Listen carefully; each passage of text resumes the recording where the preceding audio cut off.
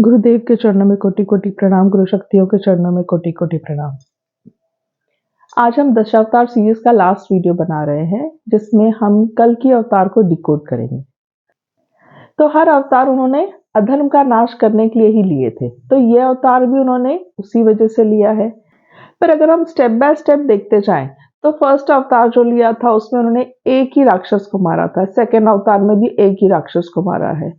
फिर धीरे धीरे ऐसे होता गया कि एक अवतार में उन्होंने दो दो राक्षसों को मारे हैं। फिर राम अवतार आते आते उन्होंने तो काफी राक्षसों को मारा है। कृष्ण अवतार में राक्षस एज सच अलग जाति नहीं थे, इंसान में ही, मतलब उनके रिलेटिव्स में ही कोई नेगेटिव कैरेक्टर वाले, जिनमें नेगेटिविटी ज्यादा है, पॉजिटिविटी कम है, ऐसे लोग ज्यादा थे। उन सबको खत्म किया कृष्ण भगवान ने।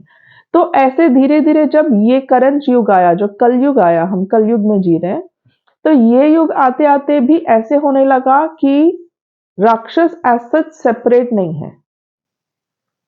तो ये भी अवतार जो विष्णु जी ले रहे हैं, ये अधर्म को खत्म करने के लिए और धर्म की स्थापना करने के लिए ही होगा। मतलब कलयुग खत्म हो जाएगा इससे और सतयुग की शुरुआत होगी। तो जब हम युगों की बात कर रहे हैं, तो सबसे पहले हम ये जानेंगे कि चार युग कौन से, इनका टाइम ड्यूरेशन कितना है और डिफरेंस क्या है इन लोगों में।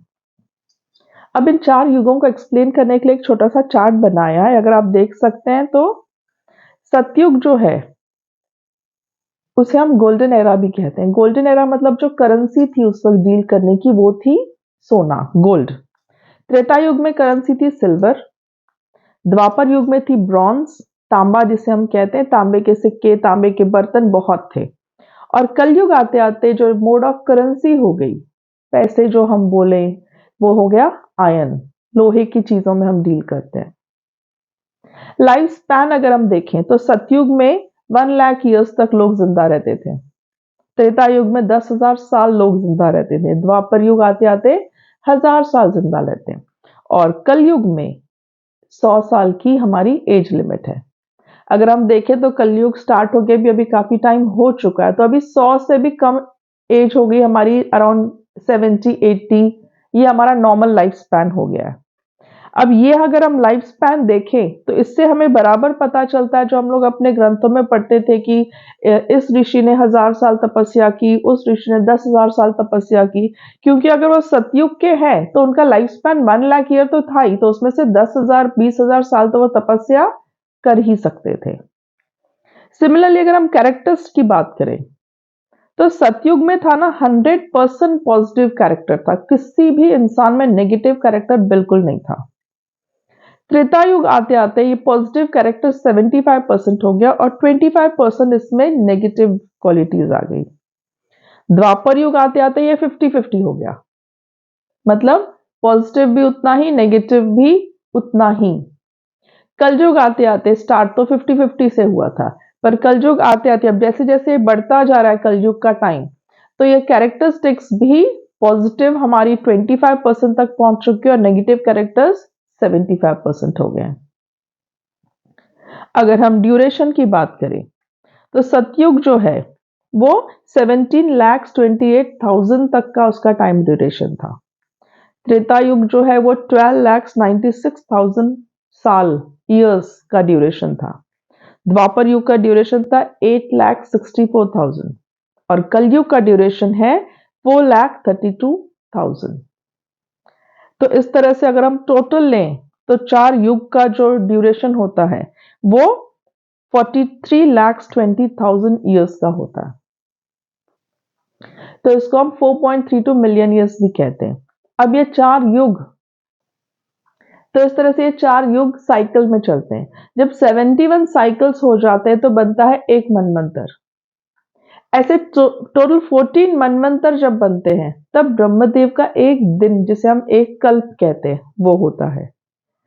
14 मनवंतर के बाद जब दिन खत्म होता है ब्रह्मदेव का और वो सोने जाते हैं, तब होता है ब्रह्मदेव की रात और कंप्लीट डिस्ट्रक्शन ऑफ द सृष्टि होती है। तो इस तरह से जब हर साइकिल के बाद जब हम कहते हैं कि विष्णु जी जन्म लेते हैं, विष्णु जी अवतार लेते हैं और अधर्मियों का नाश करते हैं, तो हर साइकिल के बाद एक संध्या का टाइम होता है। वो टाइम कौन सा होता है? जब पार्शियल डिस्ट्रक्शन, अधर्मियों का नाश होता है और धर्म पे राह पे चलने वाले लोग आगे के युग में कंटिन्यू होते हैं। तो इस तरह से अगर हम चार्ट फॉलो करें तो हमें पता चलेगा कि right now we are in 7th मनवंतर। वैवस्वत जो मनु है हमारे 7th मनवंतर के हैं, और 8, 9, 10 ऐसे जब हम 14 मनवंतर कंप्लीट कर लेंगे तब ये पूरी सृष्टि खत्म हो जाएगी और ब्रह्मदेव की रात शुरू होगी, जब वो नींद करेंगे और जब नेक्स्ट डे होगा तब नेक्स्ट हमारा साइकिल शुरू होगा। तो अगर हम कलयुग की बात करें कि कलयुग खत्म कब होगा, अब कलयुग खत्म होगा कल की अवतार से। तो कल की अवतार आएंगे, ये सिग्नल भी कहीं ना कहीं लिखा होगा, तो हमारे पुराणों में ही लिखा है, बहुत सारे पुराण में इसका मेंशन है, डिटेल डिस्क्रिप्शन है। तो कुछ 4 साइंस हैं जिससे पता चलता है कि कल की अवतार जन्म लेंगे। पहला जो सबसे बड़ा साइन है वो है जब कृष्ण भगवान धरती छोड़ के जा रहे थे, तो उस वक्त कलयुग स्टार्ट होने वाला था। तो इसके लिए उन्होंने क्या किया था, जाते वक्त अपना जो सुदर्शन चक्र है वो अर्थ के अंदर समा गया था। तो कहते हैं कि जब कल की अवतार जन्म लेंगे तब यही सुदर्शन चक्र बाहर आके उन्हें हेल्प करेगा वॉर में। तो ये जो कली पुरुष को खत्म करने के लिए कल की अवतार लेंगे, तो ये कल की अवतार को कौन ट्रेन करेगा, कौन सिखाएगा कि ये सुदर्शन चक्र है, या उनके लिए जो चीजें ऑलरेडी सेट है अर्थ पे, धरती पे, पृथ्वी पे, वो कौन उनको बताएगा? ये सब जिम्मेदारी है भगवान परशुराम की, जो कि विष्णु जी के 6th अवतार थे और वो आज भी धरती पे हैं, चिरंजीवी मानते हैं उन्हें। तो ये जो सारे चिरंजीवी हैं उनका रोल ही है कल की अवतार को हेल्प करना, सपोर्ट करना, और इसीलिए उन्हें चिरंजीवी बनाया गया है।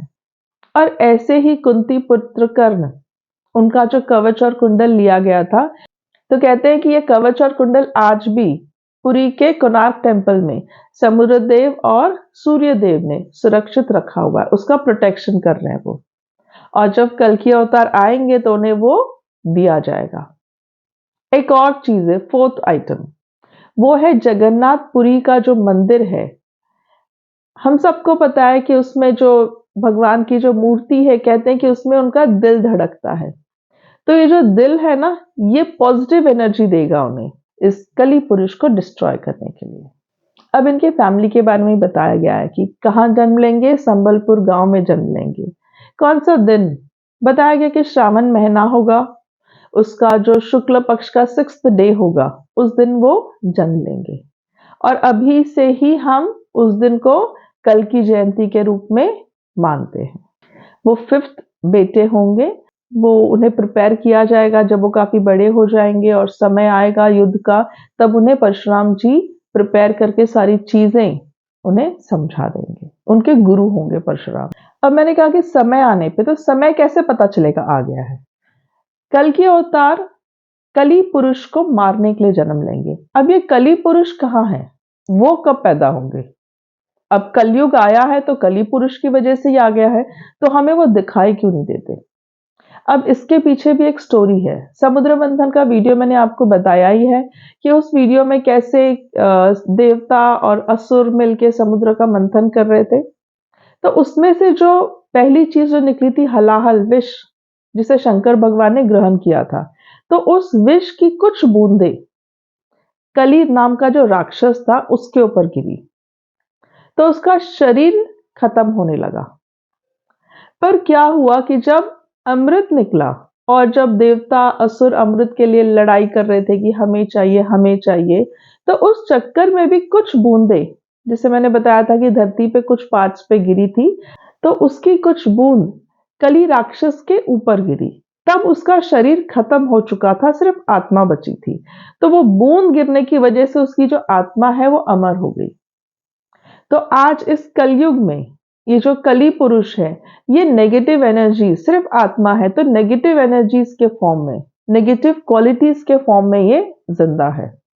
जैसे हम देख ही सकते हैं कि ego, anger, greed, attachment, lust, ये सारे नेगेटिव कैरेक्टर्स हैं।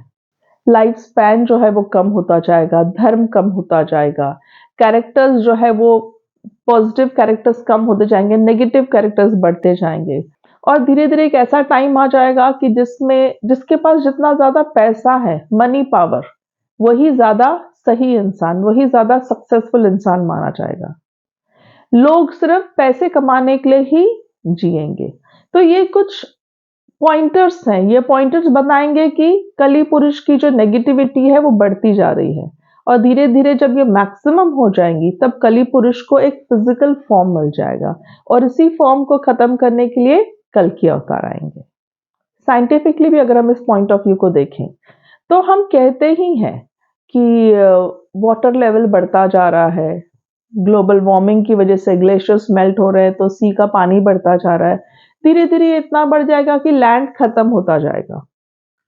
अगर चलो हम मान लें कि इस बात को तो बहुत समय है, तो दूसरे भी पॉइंटर्स हैं, जैसे एयर पॉल्यूशन, वाटर पॉल्यूशन, सब बढ़ रहा है। हर चीज में मिलावट आ रही है। पेस्टिसाइड्स, केमिकल्स हम यूज करते हैं क्रॉप्स ग्रो करने के लिए, जिसकी वजह से क्रॉप क्वालिटी खराब हो रही है, और हम भी जो खाना खा रहे हैं सब केमिकल वाला खाना खा रहे हैं, तो हमारी लाइफ क्वालिटी भी खराब हो रही है। लाइफ क्वालिटी खराब हो रही है, लाइफ स्पैन भी खत्म हो रहा है, जो कि चार्ट में तो आपने देखा कि 100 से भी 80 तक पहुंच गया है, 75 60 तक भी पहुंच गया है। तो इस तरह से सारे नेगेटिव क्वालिटीज हमारे एनवायरमेंट में भी है। जो पेस्टिसाइड्स, केमिकल्स यूज कर रहे हैं, उन्हें यह भी अवेयरनेस नहीं है कि घूम फिर के हम खुद का ही नुकसान कर रहे हैं। हम सॉइल क्वालिटी खराब कर रहे हैं। अगर सॉइल क्वालिटी ऐसे ही खराब होती गई तो एक टाइम ऐसा आएगा जब अनाज ही ग्रो नहीं कर पाएंगे। ये सब चीजें महाभारत में भी लिखी हुई है, जब कृष्ण भगवान बता रहे हैं, ज्ञान दे रहे हैं गीता का, उसमें भी लिखा हुआ है कि एक टाइम आएगा जब अर्थ में से अनाज नहीं होगा। वो तो हम देख ही रहे हैं कि सॉइल क्वालिटी खराब होती जा रही है, तो वो टाइम भी आएगा ही। ह्यूमैनिटी खत्म हो जाएगी, पीने को पानी नहीं मिलेगा। पीने को पानी नहीं मिलेगा मतलब वाटर पॉल्यूशन बढ़ता जा रहा है। सो टाइम विल कम कि पानी ही नहीं है। तो स्लोली स्लोली ये सारे चेंजेस साइंटिफिकली भी अगर हम देखें तो एनवायरमेंट में हो ही रहे हैं। That means slowly slowly we are heading towards destruction. Accidents बहुत बढ़ रहे हैं, ऐसे नेगेटिव सिचुएशंस आती हैं जिसमें mass destruction of life form हो जाता है। एनवायरमेंटल इम्बैलेंस हो रहा है, कौन सा सीजन कब आएगा पता नहीं चलता। अब तो ठंड में भी बारिश होने लगती है, गर्मियों में भी बारिश होने लगती है। तो इस तरह से सीजनल इम्बैलेंस, जिसकी वजह से अगेन क्रॉप्स बराबर ग्रो नहीं होते, सॉइल क्वालिटी खराब होती है। So everywhere we are finding imbalance, और ये इम्बैलेंस बढ़ता ही जा रहा है। दैट मीन्स कलयुग का मैक्सिमम लिमिट आएगा ही, और जब अर्थ डिस्ट्रॉय हो जाएगी। पर ये जो हम डिस्ट्रक्शन की बात करते, जिसके बाद सतयुग आएगा, तो ऐसा नहीं है कि पूरी सृष्टि खत्म होगी। पार्शियल डिस्ट्रक्शन, हर युग के बाद, हर साइकिल के बाद पार्शियल डिस्ट्रक्शन होता है, और जब पूरा 14 हमारे मनवंतर्स खत्म हो जाते हैं उसके बाद ही कंप्लीट डिस्ट्रक्शन होता है। तो पार्शियल डिस्ट्रक्शन की जब हम बात करते हैं तो कौन बचेंगे और कौन चले जाएंगे? तो जो अधर्मी होंगे वो सारे खत्म हो जाएंगे, जो धर्म के रास्ते पे चलने वाले होंगे वो रह जाएंगे, जिनको गुरु सानिध्य प्राप्त है वो रह जाएंगे। क्योंकि जीवंत गुरु जब है तो जीवंत गुरु आपको टाइम टू टाइम इंस्ट्रक्शन देते रहते हैं कि किस तरह से आप धर्म के रास्ते पे चलो। कोई एक जैसे हम कहते हैं ना कि हम एक्सरसाइज तो घर में करते ही हैं, पर एक पर्सनल टीचर होता है, पर्सनल कोच होता है, पर्सनल ट्रेनर होता है। हम क्यों रखते हैं? ताकि वो हमें स्पेशल ध्यान दे, 1 to 1 हमें सिखाए। हम अपने बच्चों को पढ़ाने के लिए, बच्चे स्कूल में तो पढ़ते हैं पर हम इन्हें एक्स्ट्रा कोचिंग क्लासेस डालते हैं, कभी कभी हम उन्हें पर्सनल टीचर्स देते हैं। क्यों? पर्सनल अटेंशन के लिए। तो वैसे ही जीवंत गुरु है कि जब हमें टाइम नहीं रहता कि हम कब अपने ग्रंथ पढ़े, कब उनमें समझें, तो उस चीज का पूरा सारांश, उस चीज की समरी कैसे प्रैक्टिकल लाइफ में इंप्लीमेंट करना है, ये बताते हैं हमारे जीवंत गुरु। क्योंकि जैसे समय बदलता जा रहा है, युग बदलते जा रहे हैं, कलयुग भी और चेंज होता जा रहा है। स्टार्ट से लेके अब तक इतना कलयुग चेंज हो चुका है, तो स्टार्टिंग के प्रिंसिपल्स अभी हम फॉलो नहीं कर सकते। We have to change with life. तो आज के जीवंत गुरु आज के हिसाब से हमें बताएंगे कि इस लाइफ में जब ऐसे सिचुएशंस आ गया है, जब जिंदगी इस तरह से बदल गई है, तो इस जिंदगी में हमें क्या करने से धर्म के रास्ते पे चलेंगे। किस तरह से हम ego, anger, greed, attachment, lust ये नेगेटिव क्वालिटीज को कंट्रोल कर सकते हैं ताकि ये कली पुरुष का असर हम पे ना पड़े। किस तरह से हम पॉजिटिव, प्योर, शुद्ध आत्मा बन के रह सकते हैं और ऐसे ही लोग आगे सतयुग में जाएंगे। तो जब जीवंत गुरु के सानिध्य में हम मेडिटेशन करते हैं, तब हम आंख बंद करके जब आधा घंटा बैठते हैं, शांत बैठते हैं, तब हमें परमात्मा की आवाज, अपने आत्मा की आवाज सुनाई देती है। वो कनेक्टिविटी बनती है हमारी। जो आंख खोलने से हमें चारों तरफ इतने डिस्ट्रैक्शंस हैं, इतनी नेगेटिव चीजें हैं कि हम खो जाते हैं उन चीजों में, हमें पता ही नहीं चलता सही क्या है, गलत क्या है। तो जब मेडिटेशन में हम आंख बंद करते हैं, तो सिर्फ हम, हमारी आत्मा, ये दो ही चीज से हम अवेयर होते जाते हैं। स्लो प्रोसेस है, धीरे धीरे प्रोसेस है ये, और हम परमात्मा से कनेक्ट होते हैं। तो हमें correct guidance, correct path, correct direction direct परमात्मा से मिलता है कनेक्टिविटी की वजह से, और ऐसे ही लोग आगे सतयुग में जाएंगे। तो हम सबकी जिम्मेदारी है कि इस बात पे चलें, परमात्मा से कनेक्टिविटी बनाएं, क्योंकि बाकी सब तो पॉसिबल ही नहीं है फॉलो करना जिस तरह से कलयुग बढ़ता जा रहा है। तो यही गुरुचरणों में प्रार्थना है कि आप सब ध्यान मार्ग से जुड़े, जीवंत गुरु के सानिध्य में मेडिटेशन करें ताकि आपकी कनेक्टिविटी परमात्मा से हो जाए। और एक बार परमात्मा से कनेक्टिविटी हो जाती है तो आप ही आपके गुरु बन जाते हैं।